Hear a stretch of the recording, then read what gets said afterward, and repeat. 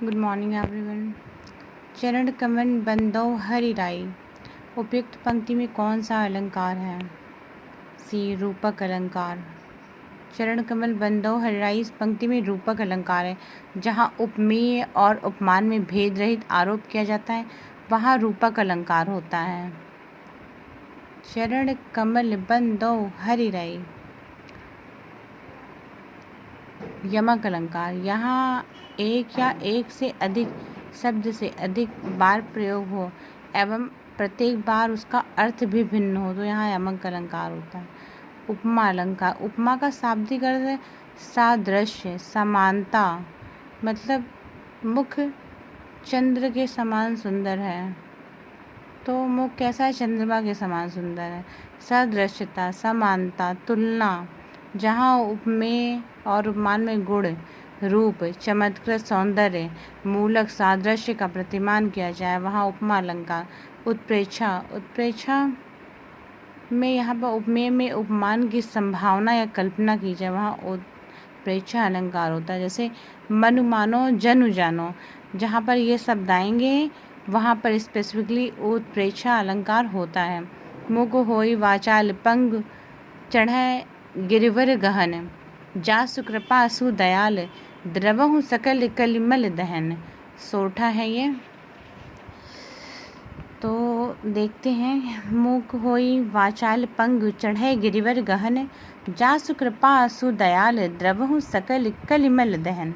उपर्युक्त छंद में सोठा छंद है। यह एक अर्ध सममात्रिक छंद है। सोठा दोहे का उल्टा होता है। इसमें प्रथम एवं तृतीय चरण में 11-11 मात्राएं और द्वितीय और चतुर्थ चरण में 13-13 मात्राएं। ये मात्राएं हम लगा के भी देख सकते हैं। जैसे कि मुख है सिंगल, जहाँ पर छोटी मात्राएं आती है वहाँ पर 1 लिखकर और जहाँ पर डबल मात्रा आ रही वहाँ S लिखकर हम डिनोट कर सकते हैं अपने याद रखने के लिए। तो इससे हमें पता चल जाएगा कहाँ पर 11-11 मात्रा है और कहाँ पर 13-13 मात्रा है।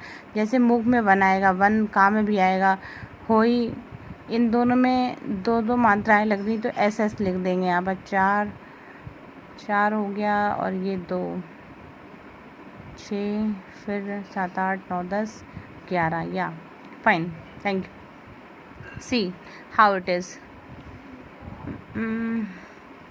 Just a second.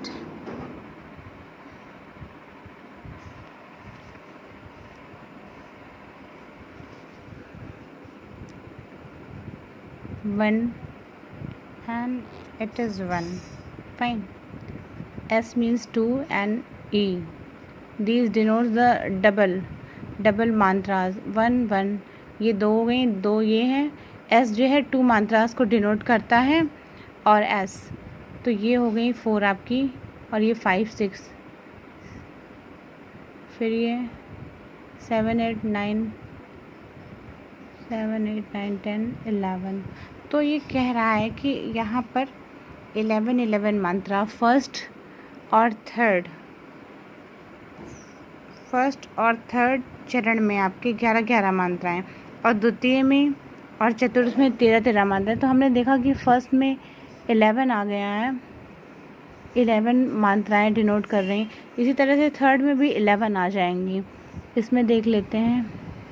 S1 3 हो गया, फिर 4 5 6 7 8 9 10 11। या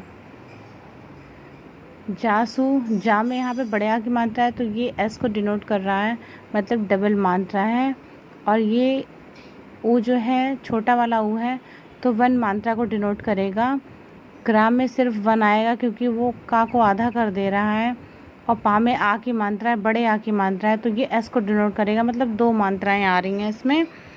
तो और दा में सिंगल मात्रा, या में डबल मात्रा, मतलब S मतलब 2 मात्रा को डिनोट करेगा। टोटल हम जब ऐड करेंगे इसको तो ये आएगा, S का मतलब 2 है, यहाँ 3 मात्राएं हो जाएंगी। फिर ये 4 5 6 7 8 9 10 11। तो ये सही है। फर्स्ट और थर्ड चरण में यहाँ पर मात्राएं आपकी हो रही हैं 11 और सेकंड और फोर्थ में आपकी 13 मात्राएं तृतीय और चतुर्थ में 13 मात्राएं हो जाएंगी। तो इस तरह से ये सोठा छंद है। आई होप आपको समझ में आ गया होगा। आगे देखते हैं, मधुलिका जयशंकर प्रसाद की किस कहानी की पात्र हैं? पुरस्कार मधुलिका अरुण कौशल नरेश सेनापति आदि जयशंकर प्रसाद जी की रचित कहानी पुरस्कार के पात्र हैं। मधुलिका पुरस्कार कहानी के पात्र हैं। अरुण कौशल नरेश सेनापति आदि जयशंकर प्रसाद जी की रची हुई कहानी पुरस्कार के पात्र हैं। देवदासी, ममता, छाया, ग्राम, घीसू, विसाती, चूड़ीवाला, सालवती, मधुआ, गुंडा, इंद्रजाल, छोटा जादूगर, पत्थर की पुकार, उस पार का आकाशदीप, योगी, चंदा, खंडहर की लिपि, नूरी आदि जयशंकर प्रसाद की प्रतिनिधि कहानियां हैं। आधे अधूरे नाटक के रचनाकार मोहन राकेश हैं। आधे अधूरे नाटक के रचनाकार मोहन राकेश हैं। आषाढ़ का एक दिन, लहरों के राजहंस, पैर तले जमीन अधूरा, पैर तले जमीन ये अधूरा है उपन्यास इनका। आदि मोहन राकेश के अन्य नाटक हैं ये। बिना दीवारों का घर तथा महाभोज मन्नू भंडारी के नाटक हैं। वर्तनी की दृष्टि से निम्नलिखित में से कौन सा शुद्ध है? वर्तनी की दृष्टि से निम्नलिखित में से रचयिता शब्द शुद्ध है। बी ऑप्शन आपका सही हो जाएगा। Thank you.